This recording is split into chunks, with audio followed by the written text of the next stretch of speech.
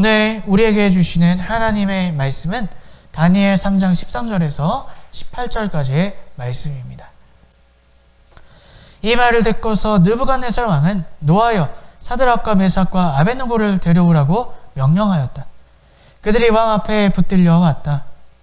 느부갓네살 왕이 그들에게 물었다. 사드락과 메삭과 아벳느고는 들어라. 너희가 참으로 나의 신을 섬기지 않고 내가 세운 금 신상에게 절을 하지 않았느냐? 지금이라도 너희가 나팔과 피리와 검은고와 시연금과 칠연금과 풍수 등 갖가지 악기 소리가 날 때에 내가 만든 신상에 엎드려 절을 할 마음이 되어 있으면 괜찮다. 그러나 그렇지 않으면 즉시 불타는 용광로 속에 던져 넣을 것이다. 어느 신이 너희를 내 손에서 구해낼 수 있겠느냐? 사드락과 메삭과 아벳느고가 왕에게 대답하여 아뢰었다. 굽어 살펴 주십시오. 이 일을 두고서는 우리가 임금님께 대답할 필요가 없는 줄 압니다. 불 속에 던져둬도 임금님, 우리가 지키신 우리 하나님이 우리를 활활 타는 화덕에서 구해주시고 임금님의 손에서도 구해주실 것입니다. 비록 그렇게 되지 않더라도 우리는 임금님의 신들을 섬기지 않고 임금님이 세우신 금 신상에 절을 하지도 않을 것입니다.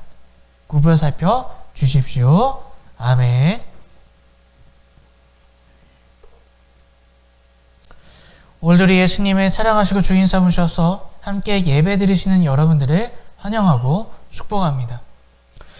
지난 한 주 11월 중순 같지 않은 그런 따뜻한 날씨가 지난 한 주 동안 있었습니다. 우리 그 따뜻한 날씨 모처럼 우리 마음도 몸도 좀 따뜻하게 누리셨기를 바랍니다. 우리의 이 땅의 삶이라는 것은요, 점점 힘들고 어려워져만 갑니다. 하지만 하나님을 바라보고 의지하는 자들은 언제나 따스한 그 하나님의 은혜를 누리며 살아갈 수 있을 줄로 믿습니다. 지난 한 주고 내 눈앞에 보이는 여러 가지 문제 가운데 우리가 슬퍼할 수도 있었고 고통 가운데 있을 수도 있었고요. 어려움과 아픔 속에도 있었을지 모르지만 그 가운데 주님을 바라보는 믿음으로 그 따스한 은혜를 누리며 사셨기를 간절히 바랍니다.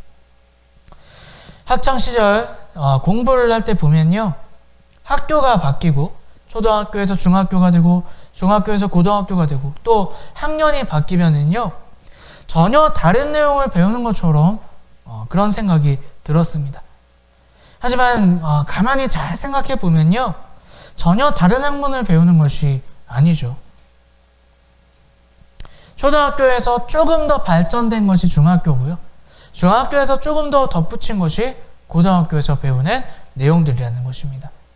그래서요, 우리가 초등학교, 중학교 때 놀다가 고등학교 때 갑자기 공부를 잘하기는 참 쉽지 않다는 것이죠. 초등학교 시절부터, 아니 유치원 때부터 기초를 튼튼히 쌓아야 공부를 잘할 수 있고 내가 원하는 공부를 잘할 수가 있다는 것입니다.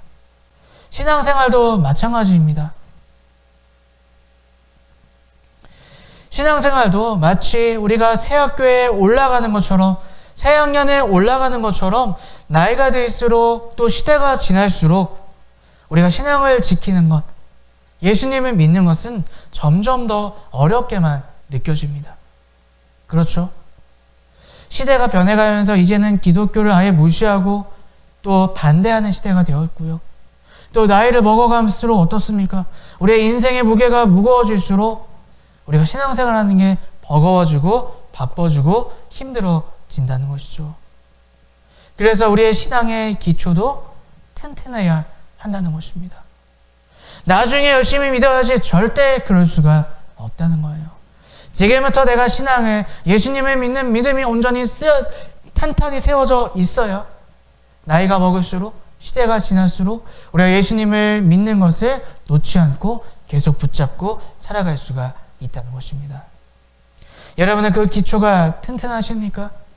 그 기초를 매일매일 점검하고 계십니까? 그 신앙의 기초라는 것은 과연 무엇일까요? 신앙의 기초는 바로 예수님을 믿는 믿음이라는 것입니다. 예수님을 믿는 믿음이라는 것은 무엇입니까? 예수님을 나의 구원자로 믿는 거예요. 나의 인생의 답이 예수 그리스도 그분의 말씀이라는 것을 믿는 것입니다.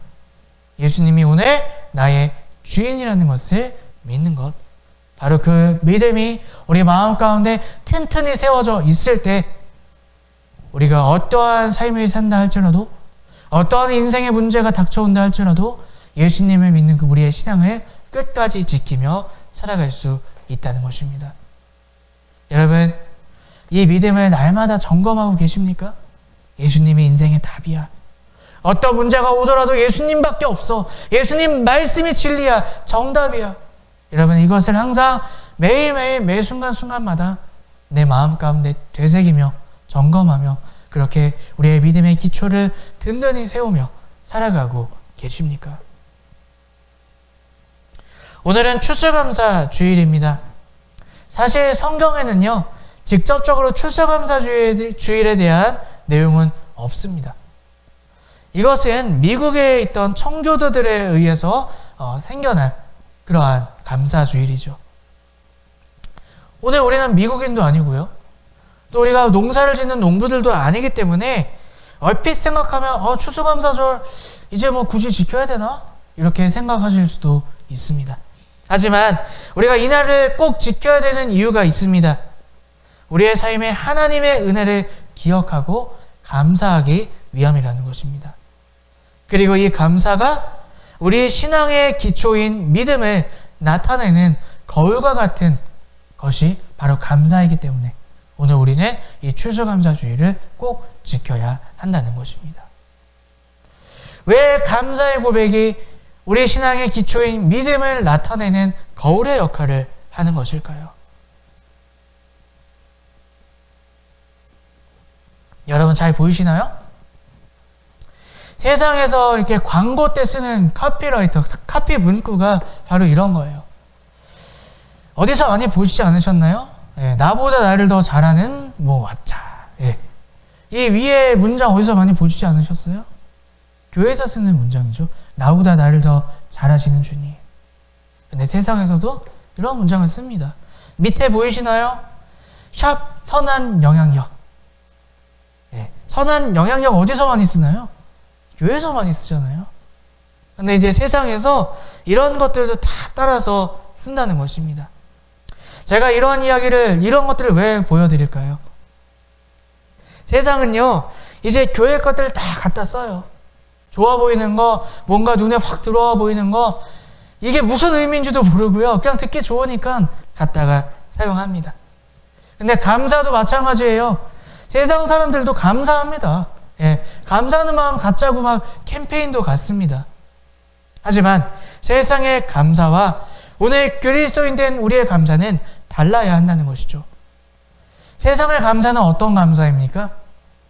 어떤 결과를 놓고 하는 것이 감사예요. 세상의 감사예요. 좋은 일이 생겼죠? 행복한 일이 생겼습니다. 아유, 감사합니다. 이런 좋은 일이 생겨서 고맙습니다. 그것이 세상의 감사예요. 또 세상의 감사는 어떤 감사입니까? 다른 이들의 수고와 은혜를 기억하는 것. 그게 세상의 감사예요. 새벽에 거리를 깨끗이 쓸어주시는 환경미화원님들 감사합니다. 또 소방대원님들 감사합니다. 다른 이의 수고와 은혜를 기억하는 것. 그것이 세상의 감사입니다. 하지만 그리스도인이 드리는 감사는 달라야 한다는 것이죠. 결과가 아닌 하나님과 세상을 바라보는 믿음의 감사가 되어야 한다는 것입니다. 자, 믿음의 감사. 믿음의 감사가 무엇일까요? 뭘 감사해야 믿음의 감사라 할 수 있을까요? 오늘 본문이 그것이 무엇인지를 우리에게 소개해주고 있습니다. 오늘 본문의 말씀은요, 다니엘의 세 친구들에 관한 이야기입니다. 아마 주일학교를 다녀보신 분들은 너무나 잘 아시는 그런 이야기일 거예요. 이 다니엘의 세 친구들은요, 자신의 나라가 망해가던 멸망의 길에 들어서던 그때에 살았던 사람들입니다. 유다 왕국이요, 이제 바벨론에게 공격을 받기 시작합니다. 유다 왕국은 총 3번의 바벨론의 공격에 의해서 멸망당하게 돼요. 근데 그 중에 첫 번째 공격, 바벨론이 첫 번째로 공격할 때 다니엘을 비롯한 유다의 엘리트들이 바벨론으로 잡혀가게 됩니다. 그때 이 다니엘과 세 친구들도 함께 바벨론 포로로 잡혀오게 돼요. 이들은 바벨론으로 잡혀와서 유다의 엘리트들, 머리가 좋고 명석하고 똑똑한 사람들이었기 때문에 노예로 썼던 것이 아니라 바벨론에서 이들을 엘리트로 교육하게 만듭니다. 엘리트 교육을 받게 되고요. 각 지역을 다스리는 행정관으로 이들을 세우게 됩니다. 이 당시 바벨론은요, 오늘 미국과 비교할 수 없을 정도로의 세계 최강의 나라였습니다. 그리고 그러한 나라의 왕이었던 느부갓네살은 아주 교만의 극치를 달리고 있었습니다. 단적인 예를 하나 제가 보여드리려고 해요. 느부갓네살이 기록했던 책, 시리아 원정기라는 책 중에 이런 내용이 나온다 그래요. 내가 레바논으로 원정을 조직했고 내가 나르의 대적을 물리쳤고 내가 흩어진 자들을 돌아오게 하였다. 그러면 이 문구에서 뭐가 제일 많이 나오나요? 내가 한 거야. 내가 이렇게 했어. 느부갓네살이 이렇게 교만했다는 거예요. 자기가 전쟁에서 승리하고 영토를 넓히고 또 적군을 죽이고 다 내가 잘나서 내가 위대해서 그렇게 했다. 느부갓네살이 이렇게 교만했다는 것이죠. 그리고 급기야 이 교만한 느부갓네살은 우상을 만들게 됩니다. 성경에 보니까 30m 정도 되는 우상을 만들어 놓고요. 금 신상을 만들어 놓고 거기에 절을 하라 이러한 명령을 내렸다고 해요. 그 당시에 사실 신상을 만드는 것은 흔한 일이었다고 합니다. 아수르나 그 이집트나 그 주변의 모든 나라들이 그렇게 신상을 만들었다고 그래요. 근데 보통 크기는요 한 5m 정도 되면 큰 신상이었다고 해요. 하지만 느부갓네살은 그거의 6배나 되는 30m짜리 신상을 만들어 놓고 거기에 절을 하라고 했다는 것입니다. 세계 최강대국 왕의 요구 앞에 어떤 사람도 거절할 수가 없었어요. 두려운 마음으로 그 신상 앞에 절을 하기 시작합니다.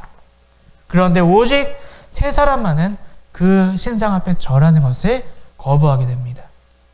그리고 이 모습을 본 신하들은 이 3사람에 참소하게 됩니다. 우리 오늘 본문 말씀 위에 있는 12절 말씀 읽어보도록 하겠습니다. 임금님께서는 유다 사람인 사드락과 메삭과 아벳노고를 임명하여 바벨론 지방의 행정을 관리하도록 하셨습니다. 임금님, 그런데 그들은 임금님께 경의를 표하지도 않으며 임금님의 신들을 섬기지도 않고 임금님이 세우신 그 신상에게 절을 하지도 않았습니다.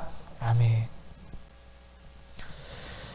신상의 절을 거부한 다니엘의 세 친구들을 본 신하들이요, 왕께 와서 참소를 하기 시작합니다. 이 세 친구는 단순히 그냥 신상에게 절을 하지 않은 것 뿐이에요. 그런데 이 신하들은 여러 가지 죄목들을 막 갖다 붙입니다. 그 중에 임금님께 경의를 표하지도 않았다라고 이야기를 해요. 이들이 임금을 섬기지 않은 것이 아니었음에도 불구하고요, 이렇게 갖가지 죄목을 갖다 붙이게 됩니다. 이 느부갓네살이 화가 났어요. 그리고 당장 그 세 친구들을 잡아와서 회유와 협박을 하기 시작합니다. 우리 본문 말씀 13절부터 15절까지를 함께 읽어봅니다. 이 말을 듣고서 느부갓네살 왕은 노하여 사드락과 메삭과 아벳노고를 데려오라고 명령하니 그들이 왕 앞에 붙들려 왔다. 느부갓네살 왕이 그들에게 물었다. 사드락과 메삭과 아벳노고는 들어라. 너희가 참으로 나의 신에 섬기지 않고 내가 세운 그 신상에게 절하지 않았느냐? 지금이라도 너희가 나팔과 피리와 검은고와 사형금과 칠형금과 풍수 등 갖가지 악기 소리가 날 때에 내가 만든 신상에게 엎드려 절을 할 마음이 되어 있으면 괜찮다. 그러나 그렇지 않으면 즉시 불타는 용광로 속에 던져 넣을 것이다. 어느 신이 너희를 내 손에서 구해낼 수 있겠느냐? 아멘. 느부갓네살이 먼저 회유를 시작합니다.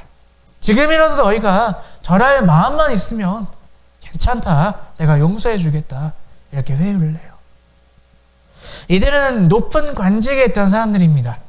자, 그런데 한번 생각해 보십시오. 이들은 외국인이었어요. 더군다나 이들은 자신들이 정복한 식민지 나라의 사람들이었습니다. 근데 그들을 높은 관직에 올렸다는 뜻은 무엇일까요? 이들을 많이 아꼈다는 거예요. 느부갓네살 왕이. 많이 아끼고 신뢰하는 사람들이었다는 것이죠. 또한 이들이 지혜롭게 나라를 잘 다스리는 그런 신하들이었기 때문에 느부갓네살이 많이 아끼고 있었다는 것입니다. 그래서 그 신하들을 바로 죽이지 않고 기회를 주고 있었다는 것입니다. 하지만 회유만 한 것이 아니죠. 15절 말씀 보니까 경고의 말씀도 함께하고 있습니다. 만약 절하지 않으면 용광로 속에 넣어버리겠다. 그 당시에 바벨론 땅에요, 철기 문화, 철기 기술이 갖고 있었다 그래요. 그 철기 문화로 무기들을 만들고 농기구들을 만들었는데 그것을 만들 때 이 용광로, 성경의 다른 번역본에는 풀무불이라고 나오죠. 그러한 강한 무기나 도구들을 만드는 그러한 장소가 있었다는 거예요. 제가 주석을 찾아보니까 그 용광로, 풀무불이 어떻게 생겼느냐, 위로부터 어떤 철들을 막 집어넣어요. 그리고 옆에 창문이 있었다 그래요. 그 창문으로 이 철을 잘 다듬어서 무기와 농기구들을 만들었다 그래요. 바로 그런 아주 높은 고열의 그런 용광로에 사람들을 집어넣겠다. 다시 말해서 죽이겠다고 협박하고 있는 것이죠. 여러분들은 어떻게 하시겠습니까? 이 교만한 왕이 그래도 회유했으니까 아유 정말 이 왕이 은혜를 베푸셨구나. 아유 내가 잘 섬기겠습니다. 이렇게 대답하시겠습니까? 당장 풀무불에 용광로에 집어넣을 것을 두려워서 내가 잘못했습니다. 절하겠습니다. 이렇게 말씀하시겠습니까? 이 세 친구들은 그러한 왕의 회유와 협박에 단호하게 이렇게 대답하고 있습니다. 우리 16절, 17절 말씀 함께 읽어봅니다. 사드락과 메삭과 아벳느고가 왕에게 대답하여 아뢰었다. 구별 살펴주십시오. 이 일에 두고서는 우리가 임금님께 대답할 필요가 없는 줄 압니다. 불 속에 던져져도 임금님, 우리를 지키시는 우리 하나님이 우리를 활활 타는 속에서 구해주시고 임금님의 손에서도 구해주실 것입니다. 아멘. 그들은 목숨을 잃을까 두려워서 시키는 대로 하지 않았습니다. 죽을 고비에 한 번 더 기회를 준 것에 대해서 막 감동하지도 않았습니다. 신하들이 이 세 친구들을 보고 신하들이 참소한 내용보다 더 강하고 단호하게 왕의 제안에 거절하게 됩니다. 16절에 보면요, 구별 살펴주십시오 라는 말이 나와요. 여러분 이게 어떻게 들리십니까? 쉽게 오해할 수가 있어요. 왕이시여 저 좀 살려주십시오 이렇게 들리실 수도 있습니다. 근데 이것은 왕한테 목숨을 구걸하거나 왕에게 살려달라는 표현이 아니라요, 왕에게 경의를 표하는 그러한 표현입니다. 이들은 먼저 철저하게 왕에게 예의를 갖췄다는 거예요. 왜요? 이 느부갓네살이 왕의 자리에 있다는 것은 하나님께서 이 느부갓네살에게 권위를 주셨다는 것을 이 다니엘의 세 친구들이 믿고 있었기 때문이죠. 다시 말해서 하나님께서 세우신 왕에게 경의를 표했다는 것입니다. 하지만 그 왕의 명령에는 순종할 수 없다 단호하게 말하고 있습니다. 왜요? 그것이 하나님을 대적하는 일이기 때문입니다. 15절의 밑줄 친 부분들을 보면 느부갓네살이 이렇게 말하고 있습니다. 어느 신이 너희를 내 손에서 구해낼 수 있겠느냐? 하나님을 무시하는 말을 이 느부갓네살이 말하고 있었죠. 십계명의 두 번째, 세 번째를 어기고 있었다는 거예요. 다른 우상을 만들어서 거기에 절하라고 하고 있었고요. 하나님의 이름은 망령되이 여기고 있었다는 것입니다. 하나님의 말씀을 붙잡고 하나님을 섬기고 있는 다니엘의 세 친구들은요, 이러한 느부갓네살의 명령에 순종할 수가 없었다는 것입니다. 느부갓네살을 왕으로 인정하고 위에 있는 권세로 인정했지만 그보다 더 높으신 하나님을 믿고 그의 말씀을 따르는 이 다니엘의 세 친구들은 왕보다 하나님을 선택할 수밖에 없었다는 것입니다. 그리고 심지어 이렇게 고백하고 있습니다. 18절 말씀 우리 함께 읽어봅니다. 비록 그렇게 되지 않더라도 우리는 임금님의 신들은 섬기지도 않고 임금님이 세우신 금신상에게 절하지도 않을 것입니다. 구별 살펴 주십시오. 아멘. 이 말은 믿음이 부족해서 하나님이 용광로에 들어갔을 때 살려주지 않으실 수도 있을 거야, 믿음이 부족해서 이렇게 말하는 것이 아니라 상황과 결과와 상관없이 하나님 말씀에 순종하겠다, 하나님만 바라보겠다, 그것을 고백하고 있는 것입니다. 모든 결과, 내가 용광로에 들어가서 죽던지 살던지 그 모든 결과는 하나님의 은혜임을 나는 믿고 나는 내가 죽더라도 감사하며 하나님의 뜻을 붙잡겠습니다. 그렇게 이 세 친구가 고백했다는 것입니다. 이것이 바로 그리스도인들이 할 수 있는 감사라는 거예요. 믿음을 나타낼 수 있는 감사의 고백이 바로 이러한 고백이라는 것입니다. 만약 이들이 세상에서 하는 감사처럼 눈에 보이는 결과만 보고 감사하는 그러한 감사만을 가졌다면 이들은 하나님을 진작에 떠났을 것입니다. 여러분, 이들의 삶은 너무나 고단하고 힘든 인생이었어요. 이들이 살았던 조국은 망해가는 나라였습니다. 그리고 엘리트로 그 나라에서 교육을 받다가 알지도 못하는 바벨론이라는 나라로 끌려가게 되었어요. 거기서 원치 않는 바벨론식 교육을 받아야만 했습니다. 포로로 잡혀간 이들이 얼마나 차별과 서름을 당했을까요? 얼마나 외로웠을까요? 이들이 얼마나 열심히 기도했을까요? 하나님, 우리 유다 좀 살려주세요. 우리 유다 나라 좀 지켜주세요. 얼마나 열심히 기도했을까요? 근데 결국 그들의 조국인 유다 나라는 멸망하게 됩니다. 이들이 눈앞에 보이는 결과만 가지고 하나님 믿었다면 감사할 수도 없고 하나님을 떠날 수밖에 없었다는 것입니다. 하지만 이들은 그 가운데서도 하나님을 온전히 바라보고 하나님의 역사하심을 믿고 하나님께 감사하고 있었다는 거예요. 어떻게 그것이 가능할까요? 눈에 보이는 결과물만 바라봤던 것이 아니라 이 모든 세상, 이 모든 인류 역사를 주관하시는 하나님을 이들이 보았다는 것입니다. 그리고 이들이 그러한 세상의 모든 것들을 다스리시는 하나님께서 자신의 모든 인생을 주관하시고 책임지신다는 것을 신뢰하고 깨닫게 되었다는 것입니다.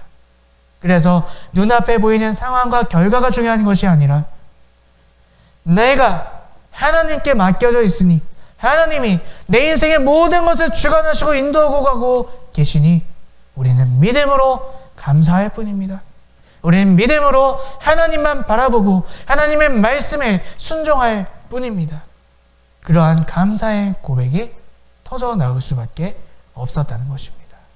그러한 감사의 고백이 용광로 앞에서도 이들의 믿음을 넘어지지 않게 붙잡아 주었던 것이고, 그리고 그러한 감사의 고백이 놀라운 일을 만들어내게 됩니다. 여러분 잘 아시죠? 이들이 용광로에 풀무불에 들어갔을 때 하나님이 그 가운데 함께 계셔서 이들을 살려주시는, 아니 오히려 금신상이 30m짜리 금신상이 있던 바벨론에 하나님의 이름이 선포되는 놀라운 열매를 맺게 됩니다. 오늘 우리 성도의 감사의 고백이 우리의 입술 가운데 나오기를 주님의 이름으로 축복합니다. 오늘 우리가 추수감사주일날 감사의 고백을 하고 있는데 결과를 보고 감사하는 것에서만 머무르지 않으셨으면 좋겠어요. 무슨 얘기입니까? 한 해 동안 지켜주셔서 감사하고 뭐 해주셔서 감사하고 그런 결과 가지고 감사하는 것에 머물리지 않으셨으면 좋겠다는 거예요. 물론 이것들도 하나님 앞에 감사할 일입니다. 하지만 가장 감사할 것을 감사하셨으면 좋겠습니다. 뭘까요? 우리 이 감사가 이 제목이 너무 커서 우리 감사 못하고 넘어갈 때가 너무나 많이 있어요. 뭡니까? 내가 예수님을 알고 예수님을 믿고 예수님의 십자가 앞에서 우리가 구원받아서 그리스도인으로 살아갈 수 있는 것을 감사할 수 있는 저와 여러분들 되셨으면 좋겠습니다. 그것을 감사한다는 것은 무엇입니까? 내 인생에 무슨 일이 생긴다 하더라도 내가 지금 어떤 어려운 일을 겪고 있다 할지라도 당장 눈앞이 깜깜하고 어떻게 살아야 될지 걱정이 태산 같을지라도 내가 그리스도인이기에 나의 주인이 예수님이시기에 우리는 감사할 수 있다는 것입니다. 그거보다 더 큰 감사의 고백이 어디에 있겠습니까? 우리의 인생을 이제 우리의 주인 되신 예수 그리스도가 사시기에 우리가 그 어려운 문제, 눈앞에 있는 힘들고 좌절스럽고 두려운 그 모든 것들을 주님께 맡기고 감사할 수 있다는 것입니다. 대신 우리는 뭐예요? 그분의 뜻대로 살기만 하면 된다는 거예요. 잘 안 되고 망하고 실패해도 우리는 감사할 수 있다는 거예요. 왜요? 그 어려운 상황이 내가 하나님을 잃어버리고 내 마음대로 살아서 내 욕심과 교만 때문에 벌어진 일이라면 우리가 돌이킬 수 있는 기회가 있다는 거죠.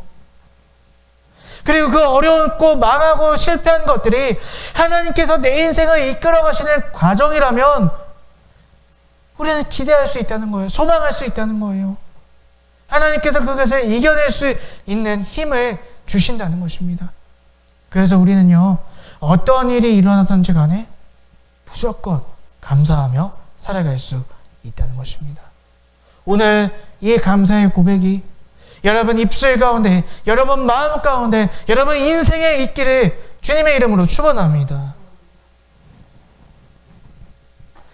제가 그렇게 살지 못해서 이 설교를 준비하면서 많이 회개하고 많이 돌이켰어요.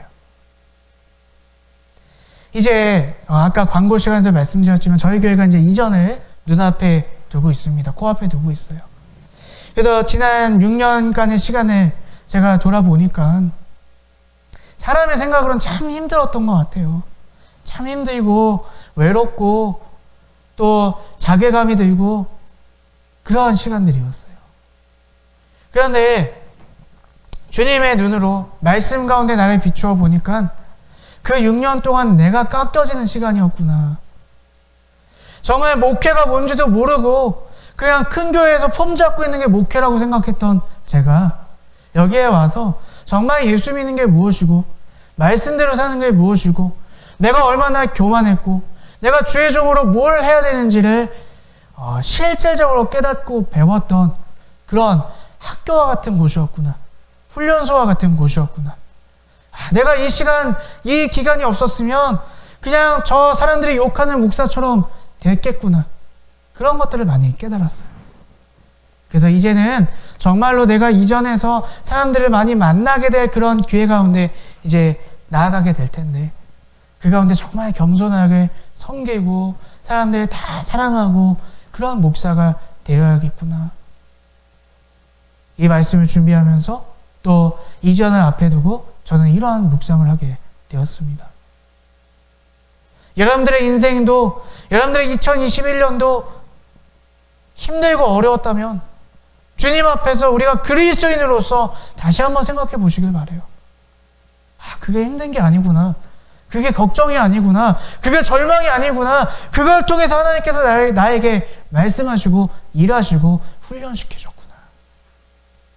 그러한 감사의 고백이 오늘 여러분들의 입술 가운데 있기를 주님의 이름으로 축복합니다. 이제 우리의 감사가 세상과 다르기를 원합니다. 바울 사도가 말했던 범사에 감사가 바로 이 뜻이에요. 그냥 뭐 다 감사하죠 이게 아니라요. 이 모든 것이 내 인생이 하나님께 속하여 있기 때문에 우리는 감사할 수밖에 없습니다. 그것이 바울 사도가 우리에게 말했던 범사에 감사하라는 뜻입니다.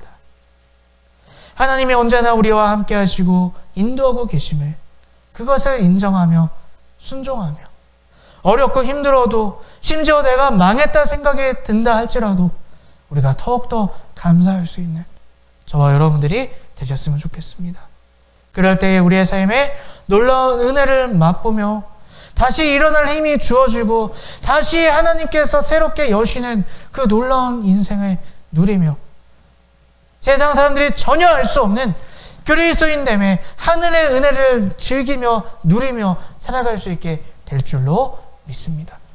세상 사람들이 할 수 없는 그리스도인들만이 할 수 있는 그 감사의 고백으로 오늘 주님과 동행하며 주님의 은혜를 맛보며 누리며 살아가시는 우리 모두 되시기를 주님의 이름으로 간절히 축원합니다.